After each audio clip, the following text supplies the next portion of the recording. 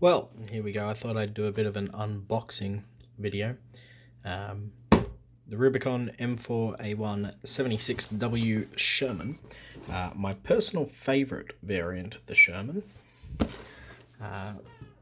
Back of the box is a little bit of history. The decal sheet is looking a lot better than... Well, I say a lot better. Rubicon's decal sheets have always been great. There's a little something poking out the box there. Well, why don't we open it up and see what we have inside. I'll just pause. Okay, so I paused to get everything out of the box, and here's what we've got. A little commander sprue, which, throw that away. Frankly, Rubicon's commanders that come in the boxes are underwhelming. I've not really bought one of their standalone kits though, so I can't speak to its quality.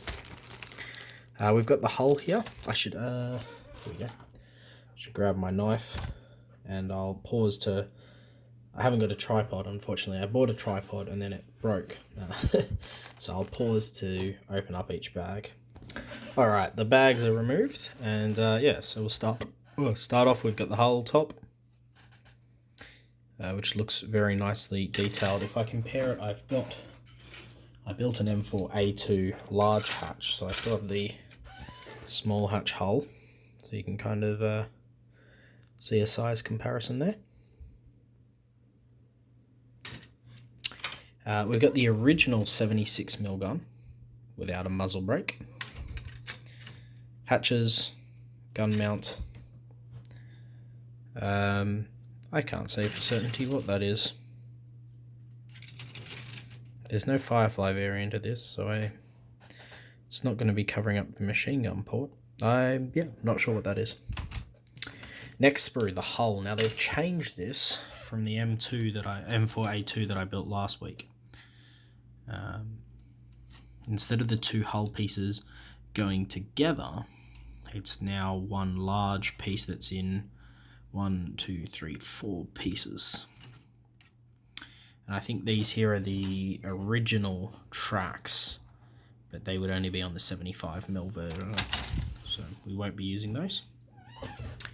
Here's the tracks we probably will use with the winter keten. I'm not sure what the Americans call it, winter tracks perhaps.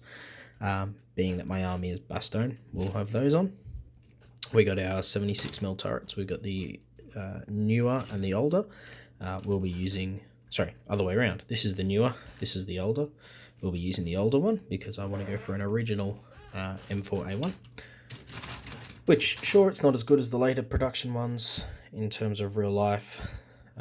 Bolt action, it doesn't make a difference, but I prefer the original. It's just my preference. It's my favourite tank, so glad to see it finally in plastic. Here we have a bottom part with the ability to put these things on them. No idea what they're called. But yeah, that's brand new in the M4A1 and the M4A4 kits that Rubicon have brought out. We've got some spare track links up here. They'll be useful for putting on the tank.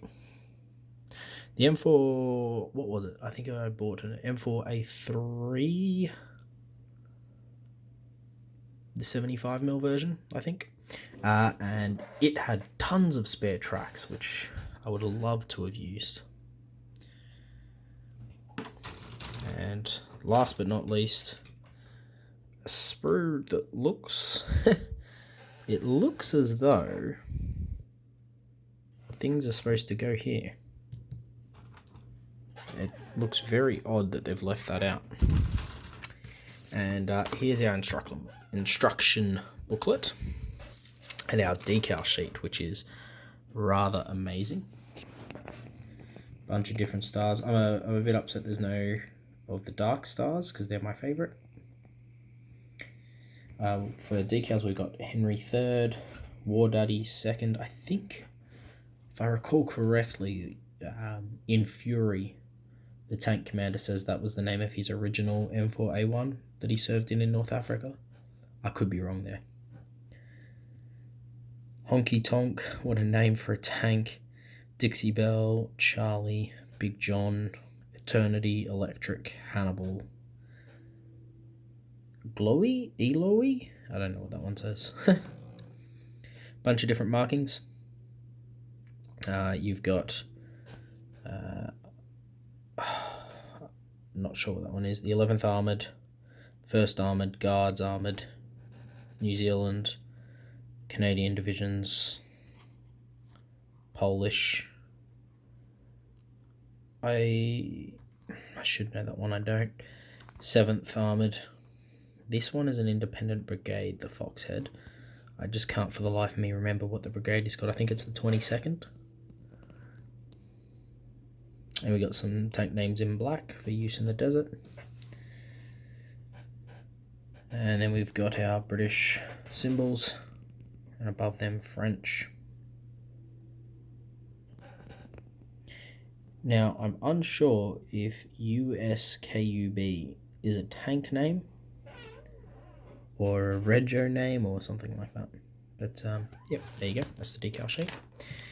And here's the instruction booklet. One thing I've really liked that they've done with the new kits is on the back they've provided this. I kind of wish they would sell this page here as a blow-up poster, to be honest. The Sherman is my favourite tank, and so anything Sherman I love.